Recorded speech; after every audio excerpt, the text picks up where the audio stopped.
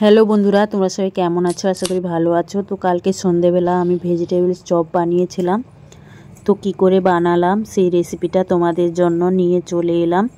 তো পুরো ভিডিওটা সবাই ধৈর্য ধরে দেখবে, তোমাদের অবশ্যই ভালো লাগবে। আর যারা বানাতে পারো তারা তা পারো, আর যারা পারো না তারা এই ভিডিওটা দেখলে অবশ্যই পেরে যাবে।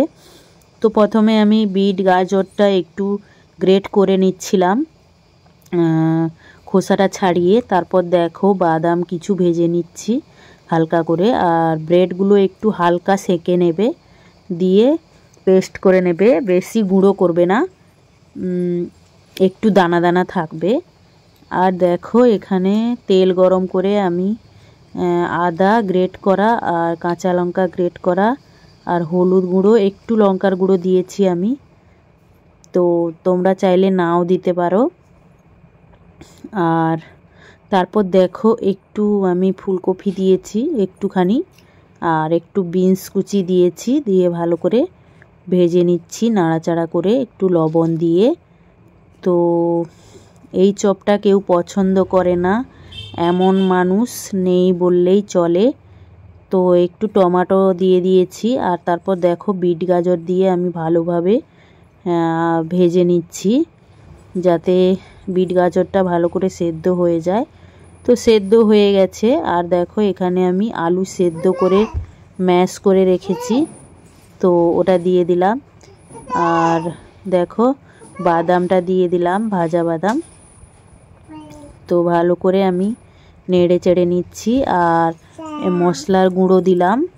তো এখানে আছে গোলমরিচ, জিরে, ধনে আর শুকনো লঙ্কা গুঁড়ো করে দিয়েছি। একটু প্রথমে কড়াইতে ভেজে নেবে শুকনো খোলায়, তারপর গুঁড়ো করে নেবে। আর দেখো চিনি দিলাম আর ধনে পাতা দিলাম। আর দেখো ভালো করে আমার মশলাটা রেডি হয়ে গেছে। আর এখানে শুকনো ময়দা নিয়ে নিয়েছি, আর একটা বাটিতে ময়দা জলে গুলে নিয়েছি। তো এখন আমি চপের আকারে শেপ করে নিচ্ছি। তোমরা যে যার মতো শেপ করে নেবে, গোল লম্বা যে যেরকম পারো। তো দেখতেই পাচ্ছ আমি শেপ করে নিচ্ছি। তো তারপর আমি প্রথমে শুকনো ময়দায় কোট করে নেব, আর তেল বসিয়ে দিয়েছি। দেখো প্রথমে আমি যেরকমভাবে করছি প্রসেস, সেরকম ফলো করলে কিন্তু তোমরা যারা পারো না তারা অবশ্যই পারবে। ধৈর্য ধরে দেখতে হবে। আর তারপর দেখো আমি ময়দা গোলা জলে ডুবিয়ে তারপর দেখো এই ব্রেডটা আমি পাউডার করে নিয়েছি সেকে, ওর মধ্যে মুড়িয়ে নিলাম। দিয়ে তারপর দেখো দুটো করে তোমাদের দেখিয়ে দিলাম। তো কাঁটা চামচে করে উঠাবে, না হলে কিন্তু ভিজে যাবে। আর দেখো এখানে আমার অনেকগুলো রেডি হয়ে গেছে। তারপর আমি ডিপ ফ্রাই করে নেব।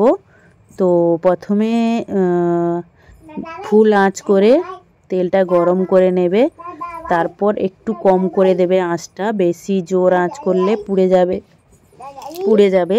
তো আস্তে আস্তে করে ফ্রাইটা করে নেবে মিডিয়াম আঁচে।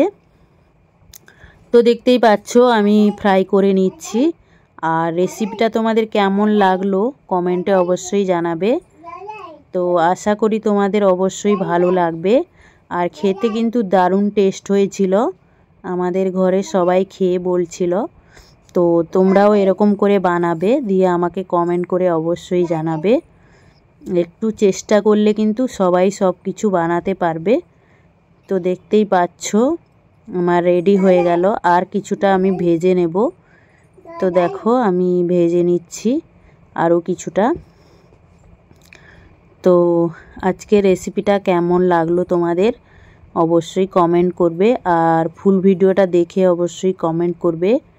আর দেখো হয়ে গেছে, রেডি হয়ে গেছে। একটা ভেঙে আমি তোমাদের দেখাচ্ছি, পুরো ভেতরটা পুরে ঠাসা। তো দেখো। তো সবাই ভালো থাকবে, সুস্থ থাকবে, সবাই সবার পাশে থাকবে। টাটা সবাইকে।